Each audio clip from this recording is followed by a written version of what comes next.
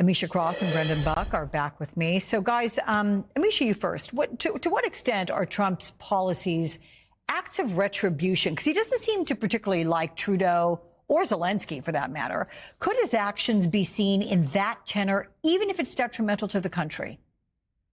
Absolutely. Donald Trump is a petty prince, and he's using his tariff policy as a means to get back at people who he felt made fun of him during his last administration, people who did not necessarily extend a welcoming hand in certain conversations about him. And this is his way of taking America down the path of insanity just because he wants to get back at those who he views as adversaries. But I'd also call attention to what Trump has now called his golden age. That's a tip of the hat to the Gilded Age. And for those whose books have been banned from anti-CRT and who don't recognize why this administration is pulling so swift to get rid of the Department of Ed, it's because he doesn't want you to know history. During the Gilded Age, the late 1800s in American history, tariffs were done willy-nilly all across the globe.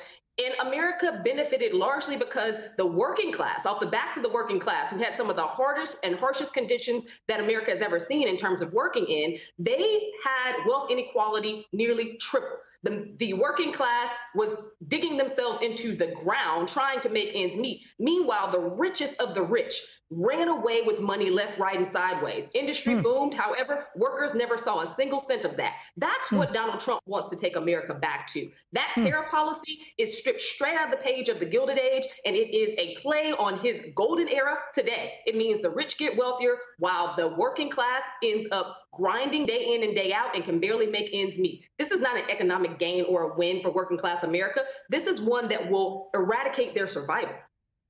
Wow.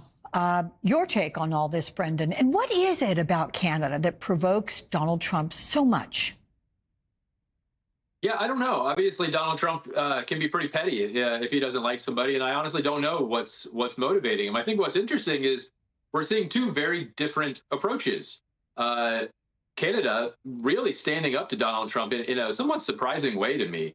Both Trudeau and the Premier of Ontario threatening a lot of tariffs and basically saying, you're not going to push us around. Even if you back down, we're not going to back down. And it's very interesting. Trump theoretically likes strength, and it'll be interesting to see how he responds to that. Whereas Mexico seems to be taking a different approach, a little more conciliatory, trying to show what they're doing to achieve this.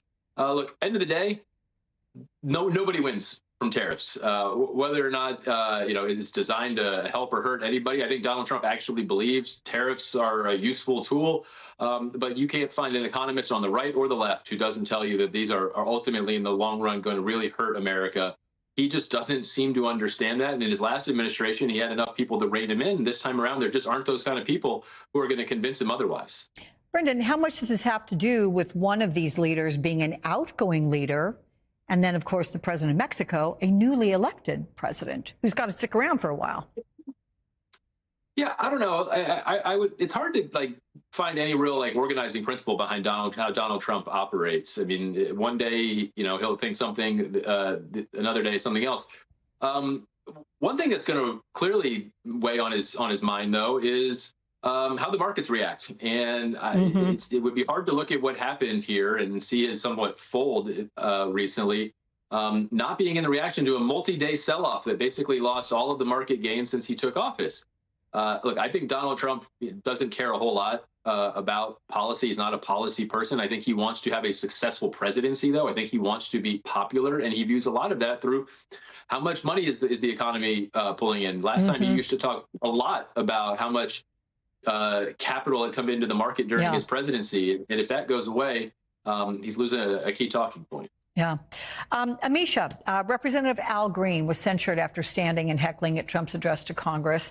10 Democrats voted with Republicans supporting that censure. And there is new Axios reporting that House Democratic leadership is privately confronting members who disrupted the speech, unhappy they went beyond so-called traditional protest tactics. Can Democrats effectively fight Trump's MAGA efforts if they're fighting among themselves? The simple answer to that question is no. The politics of respectability have got to be thrown out here. And I say that because what we are seeing is an American public that is steadily getting frustrated with how things are run in D.C. The inaction, but moreover, the job slashing that is happening, veterans being not able to get the appointments they need, the services they need when it comes to their health care, Medicaid being up for grabs, the possibility of Social Security going away completely. Something needs to be done. And Democrats can't count on old mechanisms of getting people advocated and involved to work when they're seeing time and time again that it is not. So but wait, let me ask you, I'm sorry to interrupt, but the 10 Democrats who voted to censure Al Green, what was that about? It was about them being in purple districts. They're here to save their own necks. But I would argue that the thing that's going to matter within the midterms is not Al Green's censure. It's going to be the people in those districts who may not have a job. It's going to be the people in those districts who saw their cost of living go up 3 to 4 times what it was even this year. So I would argue that they're going to be on the wrong side of history, and Democrats should have aligned around protecting Al Green rather than throwing him under the bus. So, Brendan, by the way, this goes beyond Democrats in Congress, because the New York Times reports that Trump critics are muzzling themselves in fear of retribution. And this includes federal workers or CEOs, university presidents, Republican lawmakers. Is the resistance more hesitant than we saw in Trump's first term? And if so, why?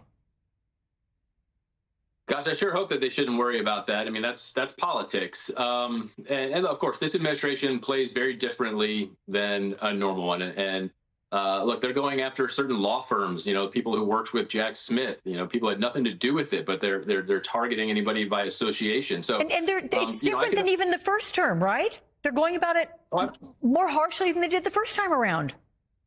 Oh, absolutely. Again, there's nobody there to sort of restrain Donald Trump and talk him into norms and ethics and things like that. I mean, that's all out the window. Look, for Democrats, I get that they really want to figure out what their message is, but my honest advice is be patient.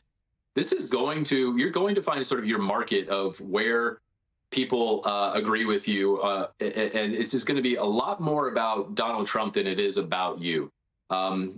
They should not fool themselves into thinking that they need the perfect slogan or they need the perfect video that's going to capture everybody. A midterm election is always a referendum on the president, and ultimately, I think Donald Trump's going to give them lots of ammo to work with over the next 2 years. Okay. Amisha Cross and Brendan Buck, good to see you guys as always. Thank you.